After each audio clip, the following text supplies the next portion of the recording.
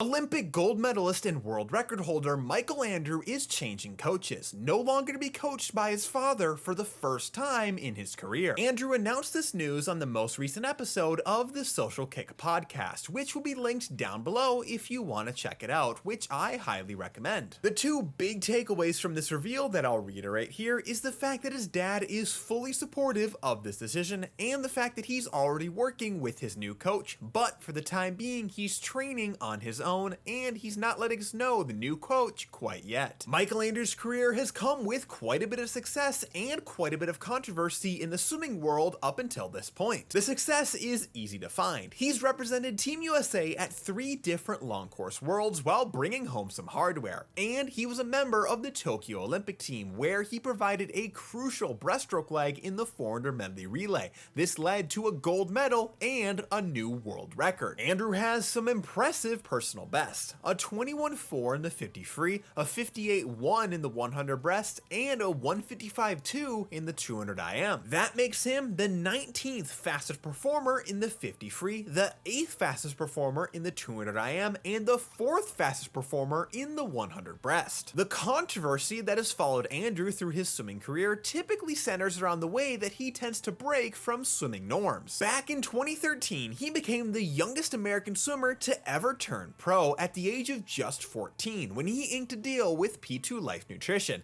This was before the times of NIL, which meant that he was unable to compete in the NCAA. His training style is another thing that he's seen heavy scrutiny for over the years. Ultra short race pace training, or USRPT, is very different than what most other programs do, especially years ago when he first started it. All throughout this USRPT training, Michael Andrew has been coached exclusively by his father, Peter Andrew, and not as a part of a larger pro group, but as just a swimmer and coach duo. In recent years, Andrew hasn't quite reached the peaks that we've seen him at before. I'd say that his best years are 2021 and 2022. That's where most of that success that I just mentioned came from. Since then, it's been a bit rockier. In 2023, he just missed out on qualifying for the 2023 World Championships team. He was 1/100th behind Jack Alexey in the 50 free to finish 3rd, missing out on a spot. He did win the 50 fly at those trials, but since it's not an Olympic event, it's at the bottom of the priority list for USA Swimming, and as they reached the roster cap imposed by World Aquatics, he was left off of the team. Andrew was able to attend the 2024 World Championships at the start of this year, where he contested the 450s a stroke and came away with a silver medal in the 50 fly. Most recently, at the 2024 Olympic trials, Andrew failed to qualify for the team. He placed 16th out of the semifinals in the 100 fly, 8th in the final of the 100 breast, and 5th in the 50 free final. Just like in 2023, he was incredibly close to his 2nd place finish in that 50 free. Even though he was in 5th, the field was so close that he was actually just 12 hundredths behind 2nd place. We've seen what Andrew can do in the pool. His resume up until this point shows that he is very capable, but after so much time with the same training and the same coach, maybe a change of environment is very much needed for him. In the grand scheme of things, it's actually rather odd to have the same coach for your entire swimming career. A shining example at the elite level is Katie Ledecky, who I think we can all agree is pretty successful. She's gone to 4 different Olympic Games and won gold medals at all 4 of them, all with 4 different coaches. I'd say that a lot of swimmers, even outside of that elite level, have about 3 coaches during their career: a club coach, a high school coach, and a college coach. That's not even accounting for things like changing teams, coaches retiring, or having numerous assistants on deck, some of which you might work with more than the head coach. All that to say, while I think it is very interesting news for Michael Andrew given just how long he's been training one-on-one with his dad, I think it's a healthy change that we see all the time in the sport at all levels. Now, of course, Michael Andrew did leave us with a hint of mystery in not naming his new coach. So,